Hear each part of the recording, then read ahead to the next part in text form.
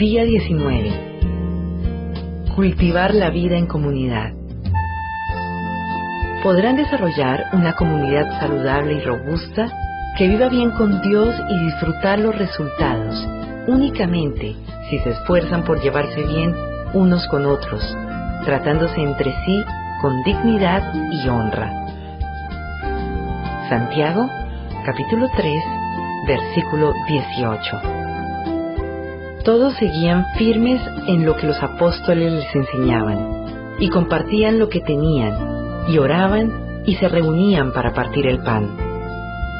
Hechos, capítulo 2, versículo 42.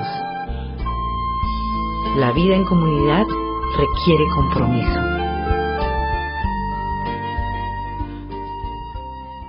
La vida en comunidad requiere compromiso.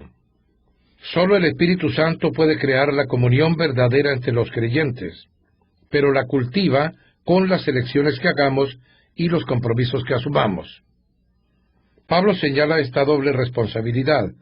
Esfuércense por mantener la unidad del Espíritu mediante el vínculo de la paz. Para producir una comunidad cristiana que perpetúa el amor, se necesita tanto el poder de Dios como nuestro esfuerzo.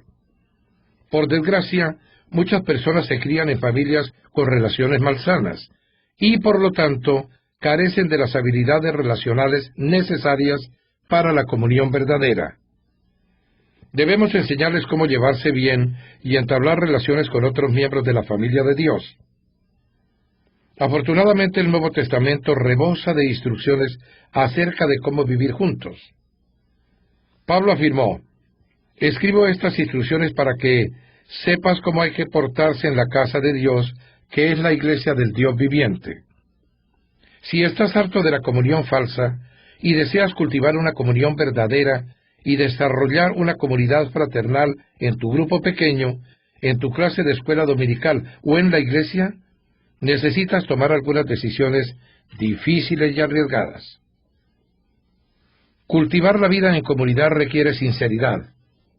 Debes estar lo suficientemente interesado para decir la verdad fraternalmente, incluso cuando prefieras pasar por alto un problema o no tratar un asunto espinoso.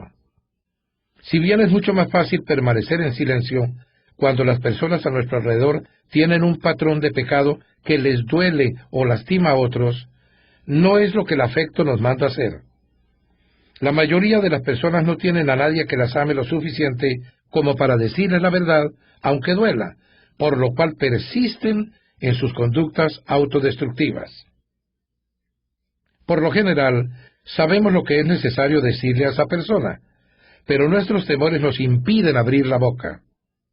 Muchas relaciones han sido perjudicadas por el temor.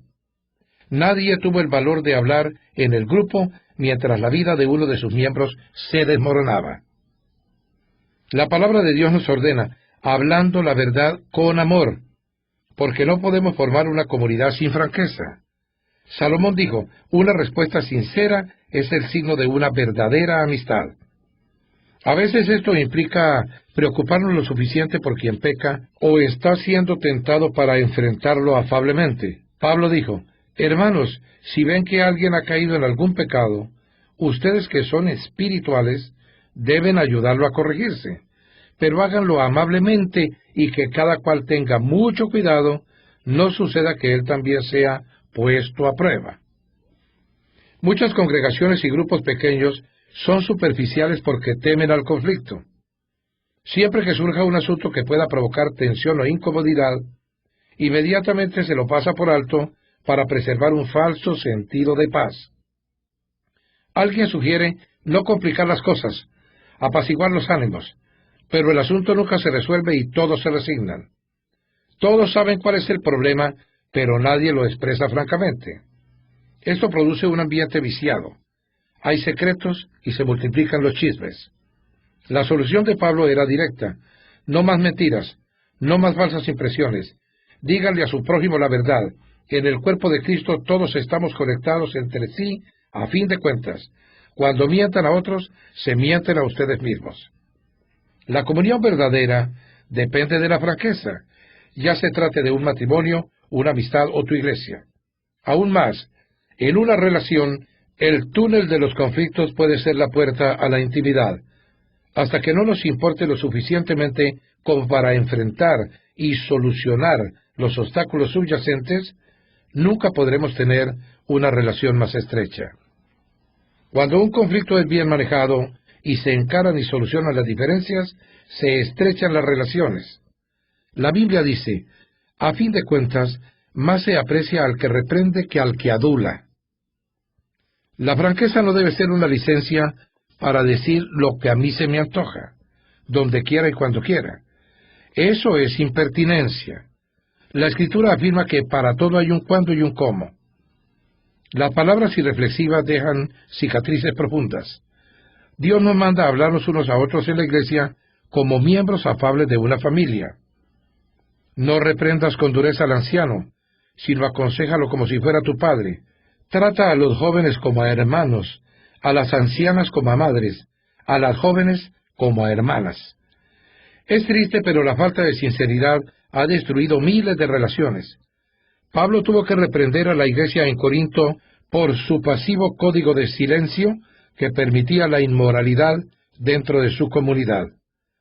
Como no había nadie con suficiente valor para enfrentarla, les dijo, no miren para otro lado con la esperanza de que el problema desaparecerá. Sáquenlo a la luz y trátenlo.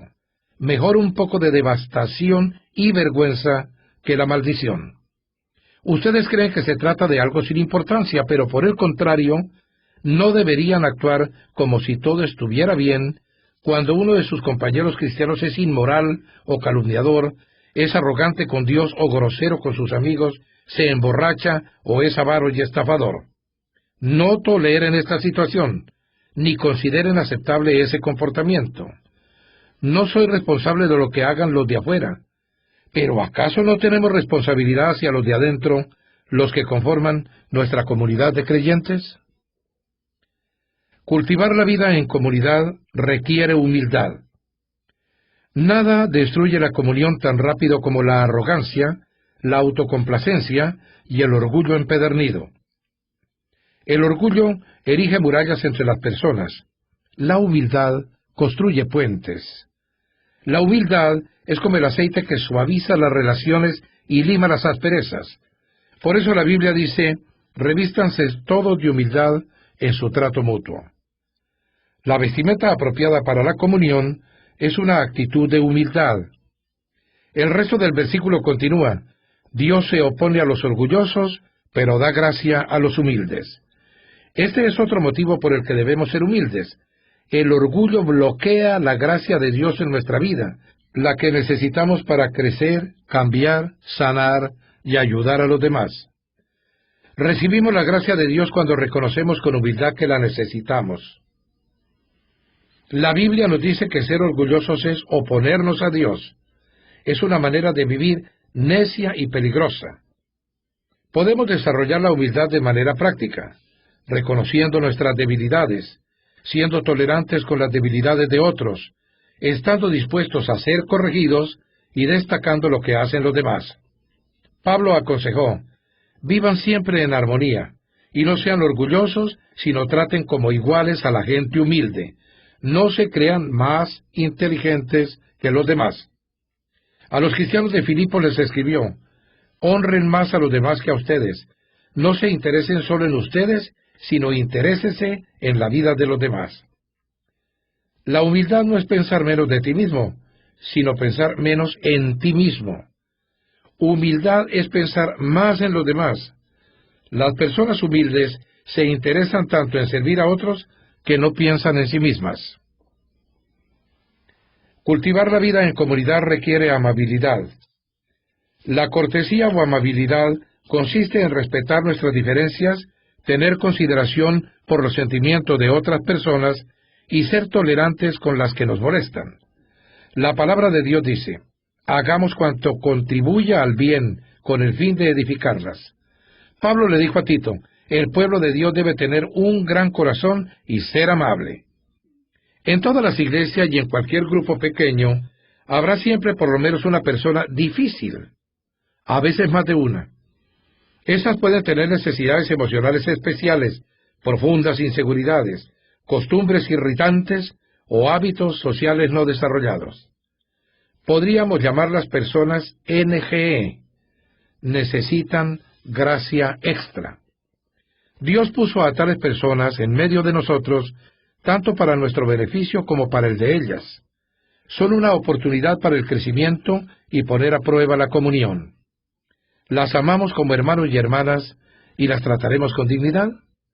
Los miembros de una familia no se aceptan porque sean inteligentes, hermosos o talentosos. Se aceptan porque pertenecen a la misma familia. Defendemos y protegemos la familia. Uno de sus miembros puede ser algo tonto, pero es de nuestra familia. De la misma manera la Biblia dice, ámense los unos a los otros con amor fraternal, respetándose y honrándose mutuamente. Lo cierto es que todos tenemos nuestras manías y caprichos, pero la comunidad no tiene nada que ver con compatibilidades. La base de nuestra comunión es nuestra relación con Dios. Somos una familia. Una de las claves para la amabilidad es conocer los orígenes de una persona. Descubre su historia. Cuando sepa lo que esa persona ha atravesado, serás más comprensivo. En lugar de pensar en todo lo que todavía tiene que aprender, pensarás en todo lo que ha progresado, a pesar de todo. Otro aspecto de la amabilidad consiste en no subestimar las dudas ajenas. El hecho de que no tengamos determinados temores no quita validez a esos sentimientos. La comunidad verdadera se produce cuando la gente se siente suficientemente segura para poder expresar sus dudas y temores con la certeza de que no la juzgarán. Cultivar la vida en comunidad requiere confidencialidad. Para que las personas sean sinceras y expresen sus más profundas penas, necesidades y errores, se requiere una condición: una atmósfera segura que las haga sentirse cálidamente aceptadas y donde puedan desahogarse con confianza. La confidencialidad no implica permanecer en silencio si nuestro hermano o hermana peca. Significa que lo que se expresa dentro del grupo no sale afuera de él, que el grupo tratará el asunto internamente y nadie saldrá a contar chismes. Dios odia los chismes, sobre todo cuando se los disfraza superficialmente como pedidos de oración por una persona. Él afirma, el perverso provoca contiendas y el chismoso divide a los buenos amigos. Los chismes provocan sufrimiento y divisiones y destruyen la comunión. Dios es muy claro al respecto. Debemos enfrentar al que cause divisiones. Estas personas pueden enojarse y abandonar el grupo o la iglesia cuando se las amonesta por sus acciones decisivas. Pero el compañerismo de la iglesia es más importante que cualquier individualidad. Cultivar la vida en comunidad requiere contacto frecuente. Debes tener contacto frecuente y regular con tu grupo para construir una comunión genuina. Para cultivar una relación se requiere tiempo. La Biblia nos dice, no dejemos de congregarnos como acostumbran hacerlo algunos, sino animémonos unos a otros. Debemos desarrollar el hábito de reunirnos. Un hábito es algo que hacemos con frecuencia y regularidad, no ocasionalmente. Debemos pasar tiempo juntos, mucho tiempo, para construir relaciones sólidas. Por eso, la comunión es tan superficial en muchas iglesias, justamente porque no pasamos suficiente tiempo juntos. Y cuando nos reunimos, por lo general pasamos ese tiempo escuchando hablar a una sola persona. La comunidad no se construye sobre la conveniencia. Nos reuniremos cuando nos parezca, sino que se apoya en la convicción de que la comunidad es necesaria para la salud espiritual. Si deseas cultivar una comunión verdadera, eso implicará reunirte incluso cuando no tengas ganas, porque estás convencido de que es importante. Los primeros cristianos se reunían todos los días. No dejaban de reunirse en el templo ni un solo día. De casa en casa partían el pan y compartían la comida con alegría y generosidad. Para tener comunión debes invertir tiempo. Si eres miembro de un pequeño grupo o clase, te animo a que hagas un pacto en el grupo que incluya las 9 características de la comunión bíblica. Expresaremos nuestros verdaderos sentimientos, autenticidad. Nos animaremos unos a otros, reciprocidad. Nos apoyaremos unos a otros, compasión. Nos perdonaremos unos a otros, misericordia. Hablaremos la verdad en amor, sinceridad. Reconoceremos nuestras debilidades, humildad. Respetaremos nuestras diferencias, amabilidad. No andaremos con chismes, confidencialidad. Y haremos del grupo una prioridad, frecuencia. Al revisar esta lista de características, te resultará obvio por qué la comunión genuina es tan poco corriente. Consiste en renunciar a nuestro egocentrismo e independencia para transformarnos en interdependientes. Sin embargo, los beneficios de compartir la vida juntos superan largamente los costos y nos preparan para el cielo. Pensando en mi propósito, día 19. Punto de reflexión. La vida en comunidad requiere compromiso. Versículo para recordar. En esto conocemos lo que es el amor, en que Jesucristo entregó su vida por nosotros. Así también nosotros debemos entregar la vida por nuestros hermanos. Primera de Juan, capítulo 3, versículo 16. Pregunta para considerar. ¿Cómo puedo cultivar hoy las características de una comunidad verdadera en mi grupo pequeño o en mi iglesia?